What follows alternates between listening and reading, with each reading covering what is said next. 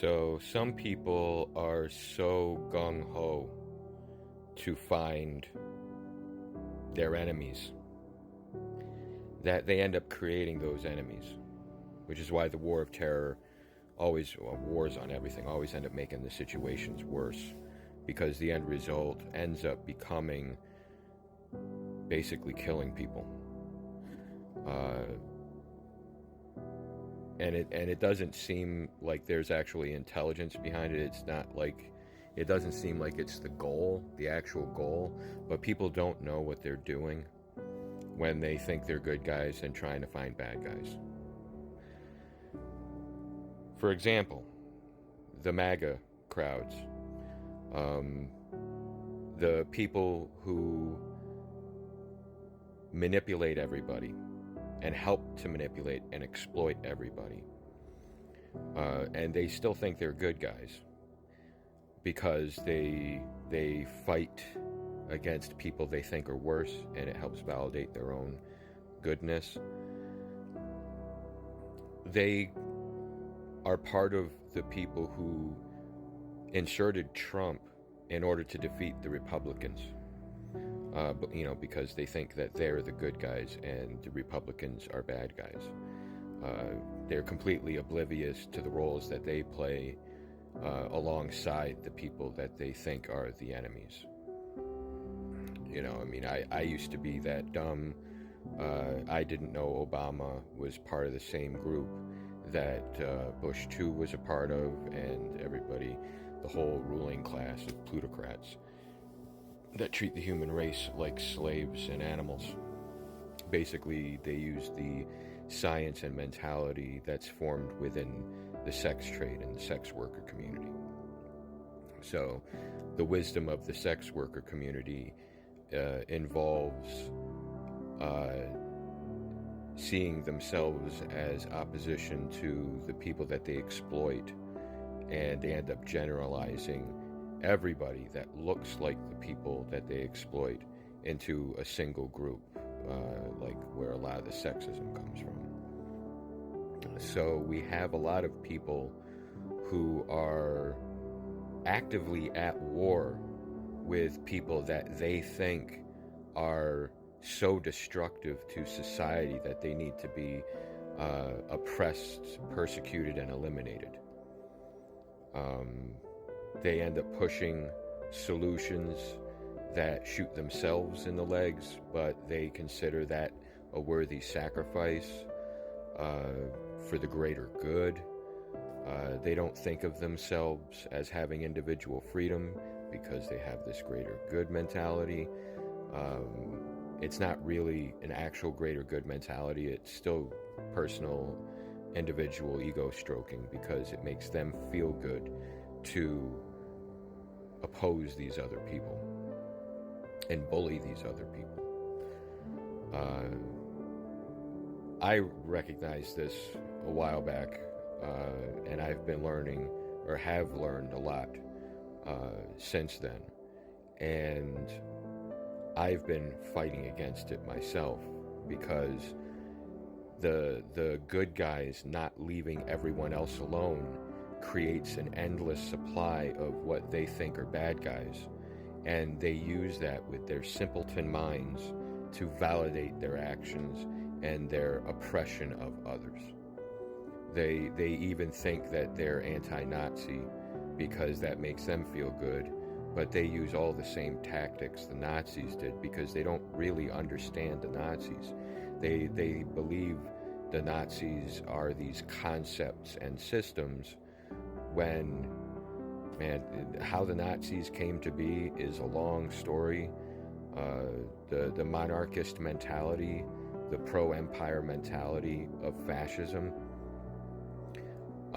when the culture in Germany was used to pay back everybody after World War I, it ended up leading to Nazis because the people who were able to build power were sex workers, because that's the main way people make money when they need to make money desperately, especially when everybody is treating them like crap and exploiting them.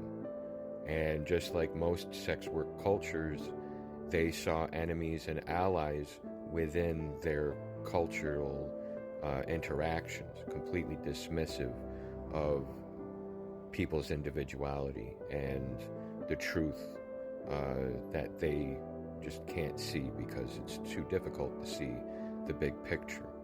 The big picture includes a lot of things that we have difficulty accepting and understanding because it's brutality, horribleness, horror, and a lot of exploitation and nihilism where people have given up and have embraced their darker sides and believe that that's freedom and try to push that onto everybody else. So I've made a lot of people hate me that are actually people I'm trying to save and help. They can't wrap their heads around it or understand it. I know I don't really expect them to, because that's not how things actually work. It takes a long time to have an understanding that's functional and non-destructive. I mean, it took me a long time to realize that I wasn't a good guy. And, I basically strive to make up for my misguided support that I've given people in the past. And it's made a lot of people jump to conclusions in all sorts of directions. And seeing these scammer, exploiter, nihilists, act like me because they don't understand me and believe that I don't even think they're actually mocking me. I think they're trying to make themselves seem like me so that I'll associate myself with them and they can form a kind of terrorist group.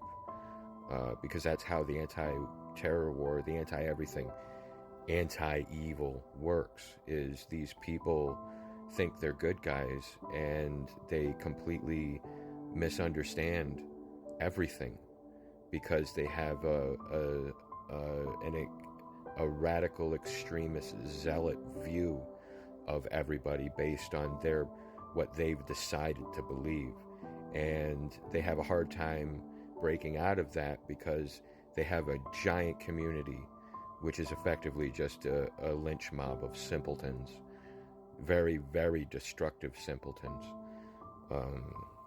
It's like the leftists, they are reacting to religious extremists that they helped create because they won't leave people alone, and they keep trying to seduce their kids to free them from the religious oppression. But in reacting to those people that they help radicalize, they themselves become radical in their ideas because their ideas aren't correct. They're just the opposite of the people that they hate. So therefore they think it's correct. And that's the signature of extremism, is doing the opposite of the people you hate. And every side does this. And there's a lot of sides. So, the enemy of your enemy is just the next group of people that's going to exploit you. So you have to be very careful in groups and forming groups because it always ends badly. It always ends badly. And you end up losing control over yourself, your life, your family, your children, everything. And we're way, very far deep into that kind of madness. And I've tried to show a path out, and there's a lot of people who followed that path, but it's not a group. It's a path of individuality together as humans. Because it's just the nature of things. We're not a hive mind. The closest thing to a hive mind we have is our connection to the Creator, that connects us all together when it's not broken.